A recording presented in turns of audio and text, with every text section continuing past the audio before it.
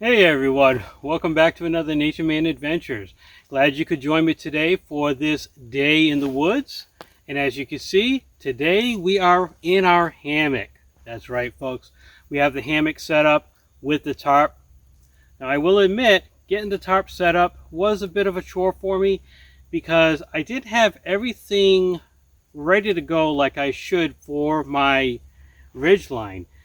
And that kind of goes with the topic of being prepared that I want to talk to you guys about today, but that'll be later on. But for today, we want to just enjoy this gorgeous day that we have. Although I do see some clouds starting to form behind you guys, and there's a possibility of some more rain today. We've been getting lots and lots of rain lately, especially on the weekend. I mean, Saturdays have just been absolutely crazy with the rain. So hopefully today, if we do get some rain, we'll have this protection with the tarp and I won't get soaked. We'll see what happens. I really don't know. I really don't know. But we're out here to enjoy this beautiful day, and I'm glad you could be with me.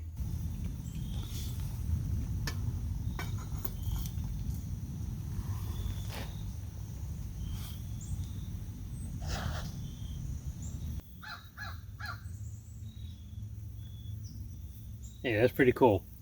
Hey, so while I've got the water going for my coffee and my ramen noodle soup, I wanted to talk to you for a little bit about preparation. Now, I mentioned earlier, setting up the tarp, I didn't have the ridgeline prepared the way I wanted to. And that was just my own fault. I totally forgot to add prusset knots, the loops that I would need on the ridgeline to get this set up quickly, to deploy it quickly. And I think that's important, that whenever you go out hiking, camping, whatever you might choose to do, that you're fully prepared, ready to go, you have everything lined up. But also in life, in general. There's a lot of things that I mentioned in my previous video, a lot of things going on in the world today that can put you in a different mindset. But I think being prepared and having what you need with you, just in case there's an emergency and you need to get home, but you can't do so through a vehicle and you have to walk. Being prepared to do that is very important. And that's why I carry with me my backpack in my car. I have it with all of the stuff I need. So for example, I have food, water, obviously my camping gear. And I think it's important to have this mindset that if there's an emergency situation that you need to get back home and you can't use your vehicle and you have to walk, again, think of it like a multi-day hiking adventure. The only difference is you're trying to get back home. You're not just hiking on some trails. And so knowing different ways to get back home is important for where you live and the time of year that it is.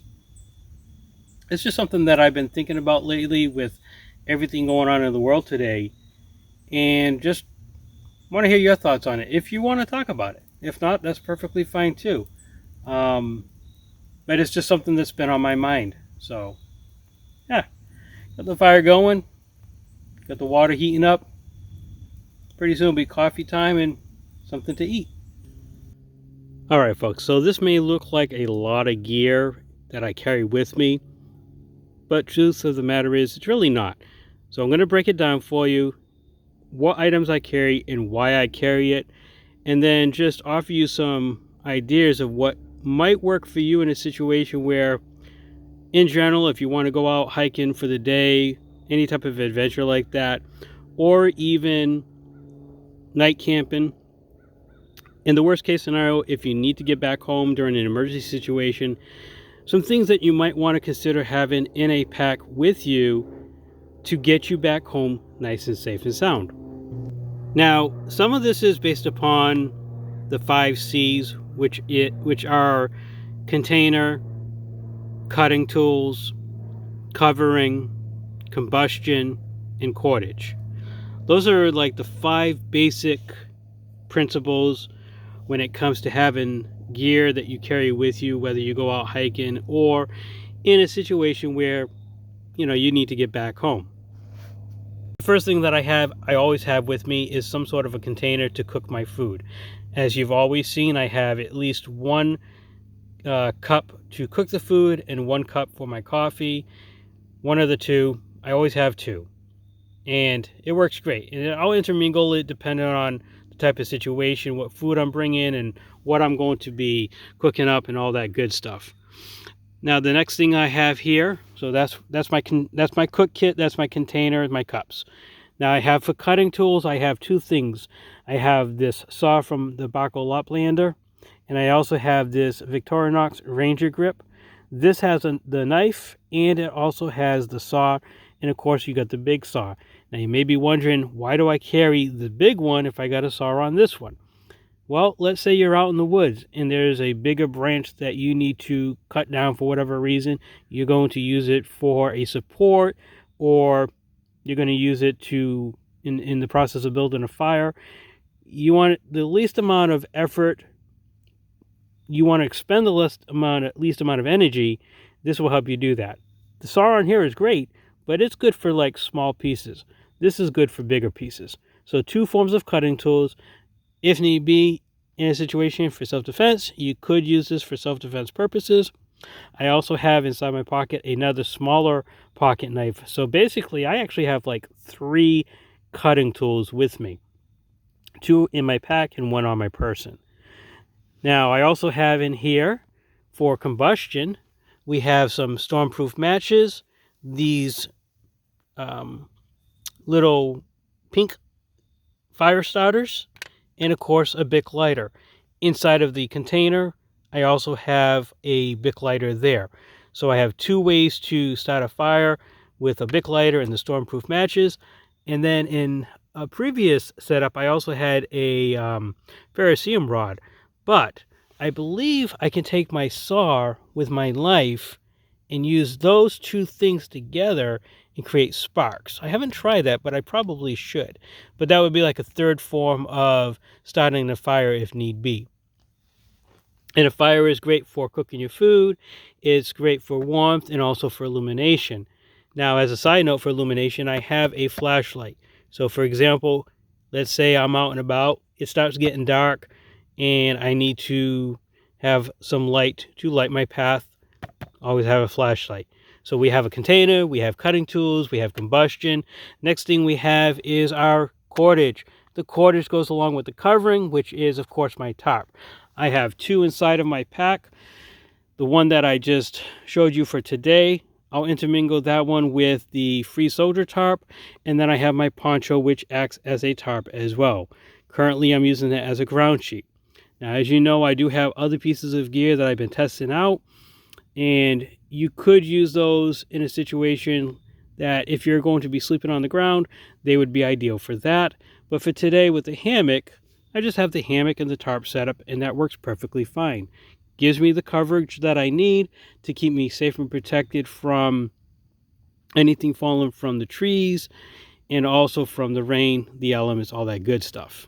Now, the thing I want to talk about is personal hygiene, personal care, medical stuff, and let's focus on that for a second. So inside of this packet here, I have the bottle of alcohol, the isopropyl alcohol, 91%, which I use to, cook up my food. But also, if I need to, I can use that. It's rubbing alcohol, so I can use that on my body if I get a cut or something like that. I also have a bottle of hand sanitizer. It's very important to keep yourself clean and, sanitized when you're out and about. To go along with that, I have some body wipes. Now, these are 3 packets of body wipes. They're 10 by 10 inches, so they are big enough to keep your body nice and clean. And I've used these before with another package of body wipes, and they work perfectly fine. You feel clean and refreshed, so that's perfect for that. But also, something a lot of people may not consider having with them is some toilet paper. Yep, I got some of that too. So along with the body wipes, the hand sanitizer, just think about what you can do with this combination to keep yourself clean in certain areas of your body. Speaking of your body, sometimes you get cuts and scrapes and bruises and whatnot. Here's my little first aid kit. Nothing crazy. This is not for a trauma kit. This is not like I've got a big gash in my body or something like that. This is for minor injuries that just need to be taken care of. Band-aids, alcohol pads, things like that. I also have a nail clipper, which is also useful. Again, you might be out there, and I've had this happen before, where I go to move things around and my fingernails are a little bit too long, and what happens is, they get chipped a little bit, and now you got this one piece that's sticking out. You got to have these. It's a lifesaver, I'm telling you right now.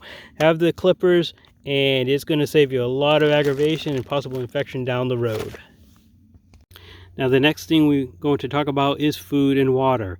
And this is something that's very important, because when you're out and about, you want to maintain your level of energy, because to get from point A to point B, whether you're out hiking on a trail for the day or through hiking, or it's an emergency situation, you want to get from point A to point B, and you want to take care of your body on the outside and also on the inside, because let's face it, you're going to be hungry, you're going to be thirsty, you're going to want to sustain yourself. And if you can, with what you have in your backpack, by all means, go ahead and do so. All right, so let's break it down to food and water. Now, what I generally carry with me is going to be a mix of either rice or some form of pasta. In this case, I have ramen noodles. I packed with me today 4 packages of ramen noodles. I consumed 2 of them, along with, inside of here, my snacks, which is these sunflower butter on-the-go packets. And you can grab the peanut butter, the almond butter, any type of nut butter. Those have a great source of potassium and magnesium. Potassium is good for the body, especially if you're out hiking. Your body starts to cramp up a little bit. The potassium helps to eliminate that, along with the water that you'll be drinking. And then I also have some granola bars and some oat bars and some seeds there, the more nuts in the packet, and then my instant coffee. And this is just a small packet of snacks that I have in there that's just good to have. It's just energy food. That's what it is. It's food that gives you the energy you need. And if you break it down to having one each or a couple each, let's say you have 2 of these in the morning, 1 of these in the afternoon, or mix that up with your nuts, and then you have your main meal at night. There you go. There's your sustenance. Now, in a situation where you really have to be careful with the food you eat, you could always limit it down to 1 of each. Obviously, you're going to be hungrier, you're going to need the energy, but if you're trying to push yourself through to get from point A to point B, then rationing out the food is going to be important. Now, let's talk about water. Now, as you can see, I actually have 1 full liter water bottle, and then 2 of the 16.9 ounces, which equals out to about another liter of water there. So in total, I have 2 liters of water. But to go along with the water, a way to replenish that water supply is a water filtration kit. So what I have with me is the Sawyer squeeze. And with this, I can go to any source of water, filter out the water, and have a clean source of water to drink on the go as needed.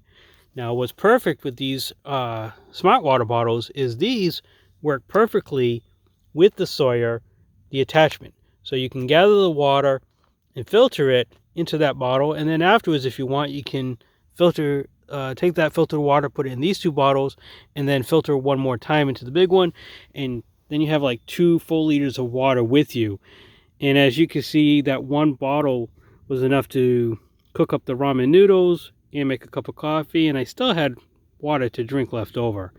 So if you're thinking about how much water you would need for that purpose, that 1 full liter of water, I did about 12 ounces of water for the meal and coffee, maybe a little more. Sometimes it's 16 ounces, it depends, but you can figure it out. But as long as you have a means to replenish your water supply, then you're in good shape.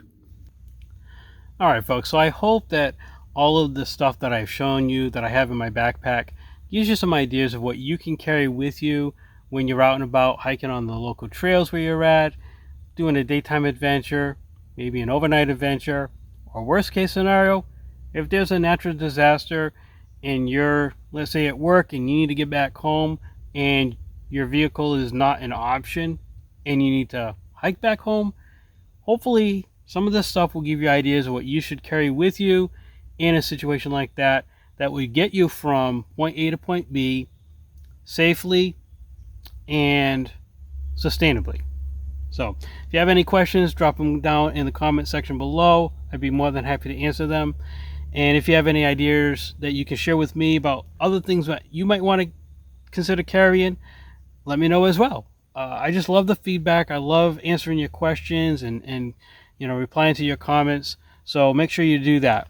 And if you appreciate this content that I'm putting out, if you appreciate these type of videos and learning how I go about doing the things that I do and the adventures I go on, make sure you hit that subscribe button, so that way you can be a part of the Natureman Adventures community. And anytime I post a new video, if your notifications are turned on, you'll be notified when that happens. And yeah, I appreciate all of you and all of the support, especially recently with my most recent videos. You guys have been awesome, and I just love the support, and I love this community, and I just want to reach out and do some more as much as I possibly can. So yeah, drop a comment, hit that subscribe button, all that good stuff, and enjoy nature.